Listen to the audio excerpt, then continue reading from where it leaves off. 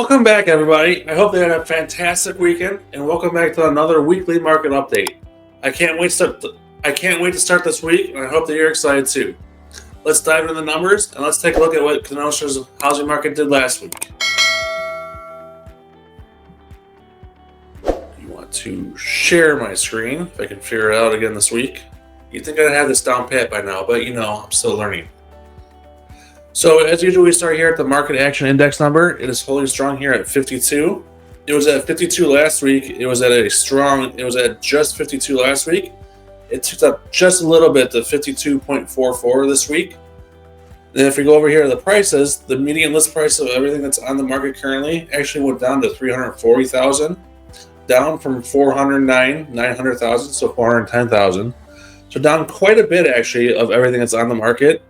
Then the median price of new listings, so everything that was newly listed actually went down to $282,450, so $282,500 basically, down from $312,400. So why did prices go down if we're still in such a strong seller's market? Well, nobody can probably tell you exactly why prices went down, but my theory is that buyers are just kind of sitting on the sidelines waiting for more inventory, waiting for the official spring market to actually kick in, which typically happens right about now in the month of March. So now that we're actually in the month of March, we typically see a lot more inventory come on the market. Sellers start to get that itch. They start to say, you know what, we're actually in the spring market now. So we'll go ahead and put our house on the market in the month of March, April, May, June, July, and we'll start selling. So starting now in March, now that we're actually in March, we'll probably start to see a lot more inventory coming in the market. So the last week of February, I'm thinking that we just saw a lot more buyers just sitting on the sideline, just kind of waiting. I saw that personally with my buyers. A lot of my buyers just kind of said, you know what? There's just nothing on the market right now. I'm going to take a pause and wait a couple weeks until March, until the official spring market actually kicks in, and see what happens. Now, whether or not that actually happened with a lot of buyers, I don't know. But the data is kind of pointing that way. Price per square foot actually went up to $211, up from $207.50. Kind of surprising since all the other prices went down. But I don't do the data, I just report it. Average days on market, down one day from 110 to 109. Now remember, this is days from the day that it hits the market to the day that it's sold. The MLS days on market is the day that it hits the market from the day that it hits the market to the day that it goes under contract, which is actually right around, I believe, right around 25 days right now. So this is actually a little bit longer from what the MLS reports. Median days on market, I like to go by this a little bit more. This actually ticked up a little bit, up from 46 up to 49 days. Price decreases, this is up to 30%, up from 26%. We like to see this down around that 10-15% mark. So a lot of sellers are probably overpricing their houses just a little bit, so they're having to come down in price to attract more buyers. We don't like to see a lot of price decreases just because it shows us that sellers are overpricing their houses and then having to come down in price to attract more buyers to the market.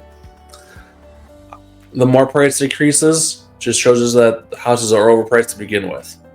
Us as realtors, we don't like to overprice houses because it increases days on market. And when you have to decrease the price, it just tells buyers, hey, why did they have to decrease the price? Is there something wrong with the house? What's going on with the house? Of course, a price decrease attracts more buyers because they're like, hey, the house is of value all of a sudden. But then buyers have this question, what's wrong with the house? Why did they decrease the price? Do buyers not like it? Do they have a bad inspection report? What's going on with the house all of a sudden?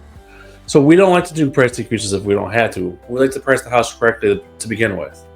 But sometimes sellers don't always agree with us, and we just take the listing and price it where the seller wants to. Price increases, well, this is surprising. Jumped up to 4%, up from 2% last week, up to 4%. So this tells me that a few realtors made a mistake and priced it wrong to begin with. They put in the wrong listing price, then had to increase the price and delisted, then relisted again at the correct listing price. Or builders do this a lot.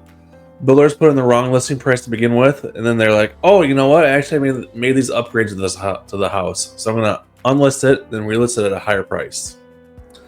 So there were a few houses that went on the market that were unlisted and relisted at a higher price. I honestly don't know which houses those were. Relisted, so houses that came off the market and relisted with either the same agent or another agent, went up a little bit to 11%, up from 10%. So this is a good number. We like to see this around that 10% mark. We don't like to see a lot of houses relisted, because relisted houses just tells us that they aren't selling for whatever reason. So the fewer relisted houses, the better. So we like to see this right around that 10% mark. Inventory is right at 53. It was at 50 last week, so inventory actually ticked up a little bit to 53 this week in the city of Kenosha. This is just the city of Kenosha. I did look at the county, Kenosha County, this morning before I started this broadcast, and it did tick up a little bit as well by, I want to say, 12 houses. So inventory did tick up in the last week of February. Hopefully that continues throughout March. Hopefully in March we get a few more sellers putting the houses on the market, and inventory does continue to tick up. However, we do need a lot more inventory to make up for lost ground, because we are way behind on housing inventory in our market, in the Kenosha and Racine markets. Median rent, if you watch our channel for rent, is at $2,095, down from $2,148 last week. And the market index number again is at 52, same number as last week of 52. And then I didn't pull a specific chart for this week, so as you can see the median list price here, you can see it trending upwards week over week. And then market segments here, I will just leave this. That's my dog over there, kind of daydreaming in his sleep. Griffin.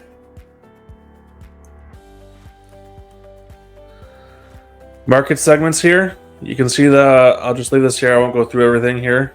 But one thing I want to point out here, the luxury houses days on market is way up compared to everything else, just because luxury houses tend to sit on the market a little bit longer.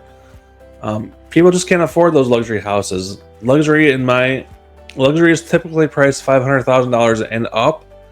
So if you have a luxury house that's priced $500,000 and up, I have seen those houses sell in a day or less, but they typically tend to sit on the market for at least 6 months or more.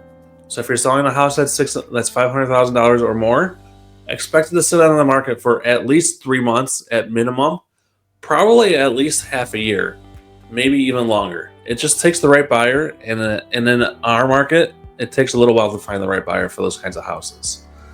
If you guys have any questions about this market report, if you'd like a link to this market report to check a different market, maybe you're moving out of state to a completely different state, a different zip code, I'd be happy to send you a link to this market report so you can pull up a different market altogether and take a look at it and see what those markets are doing.